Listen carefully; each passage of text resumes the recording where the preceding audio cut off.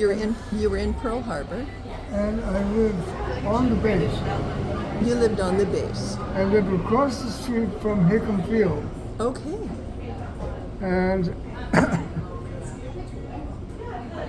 there was a Japanese plane that came within 4 feet of my window. What? Yes, and we saw each other. You saw the plane, the pilot. No, I saw the pilot, and the pilot saw me. That's what I meant. Oh my gosh. Dudley. And then had the bombs begun to explode? No, he was crashing. He was He had crashing. been hit, Oh. and when he came by my window, he was on his way. He was crashing. I knew it was the last moments of his life. Oh my gosh, Dudley. Very unusual. And you were a young man? Yeah. How did I that, was 9 years old. how many? 9 years, You were 9 years old. and I saw the Arizona blow up, and I could see men spread eagle in midair. Well, how did that impact you to see somebody and know that then they crashed and died? I mean, that had to It was startling. startling. Yeah, very profound for a young Never boy. forgot it. in No, my entire no. life.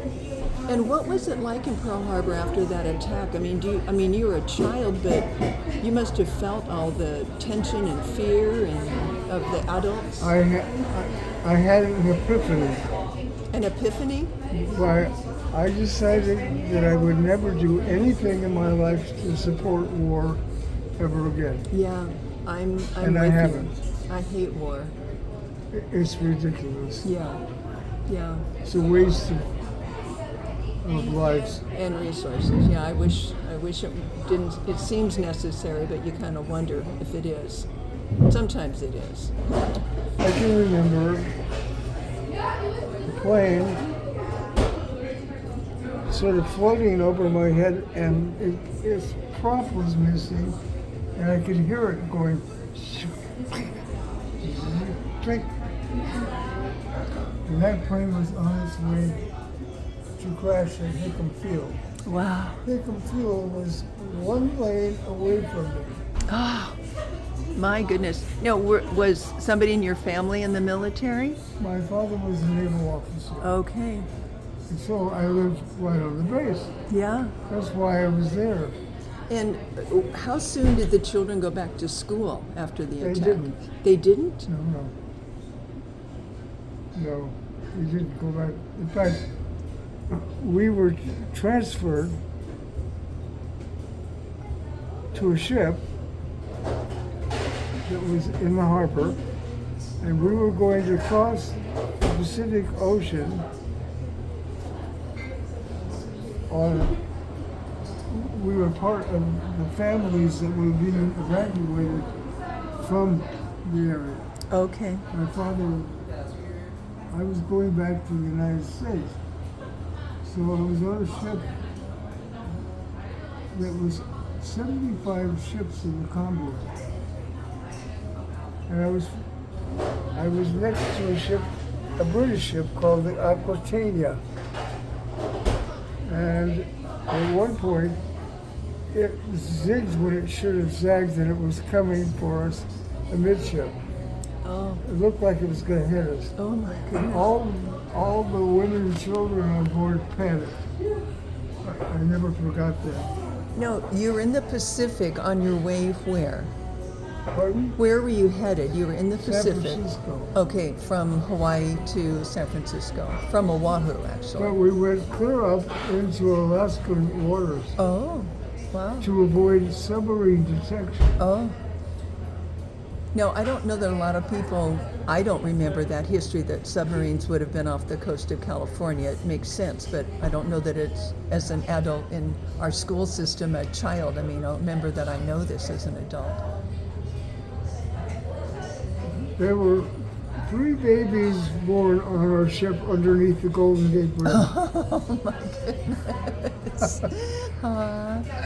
Interesting stuff. I My wonder if any mother- of them were named Poppy, because California poppy is the flower. Oh, Now, did you disembark in Alaska? pardon me? Did you actually get to Alaska and disembark? No. Okay. We sailed through Alaskan waters to avoid submarine detection. Okay. All right. But we ran into a typhoon, Oh, what? and the waves coming over the bow of the ship were 60 feet high. 60? 60.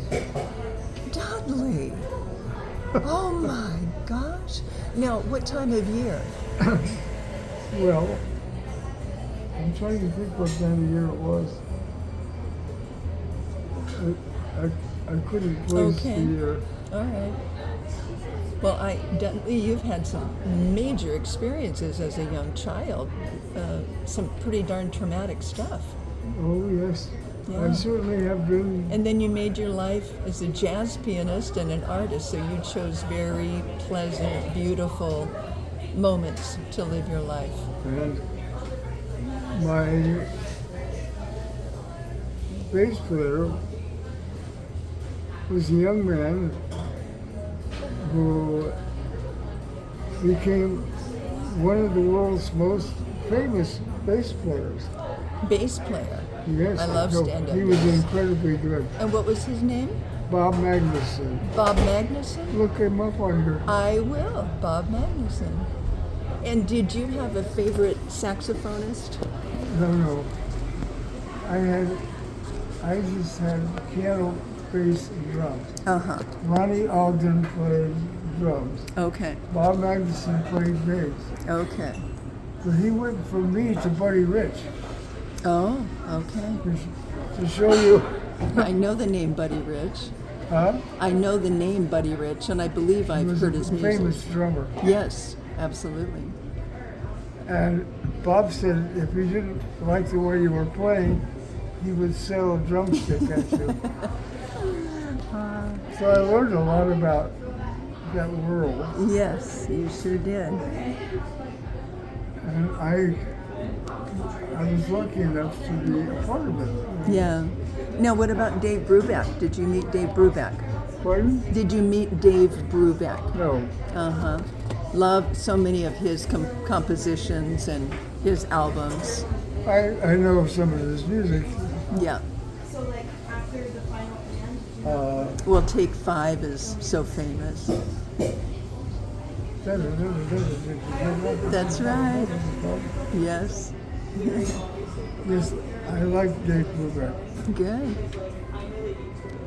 Well, Dudley, I need to move along in my day, but what a privilege, what a pleasure to make a new friend.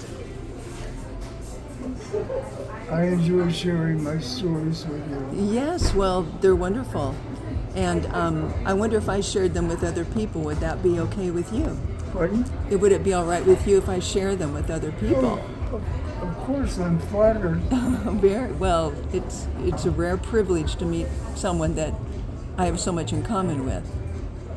Now, Bob Magnuson was such a good player. He ended up playing for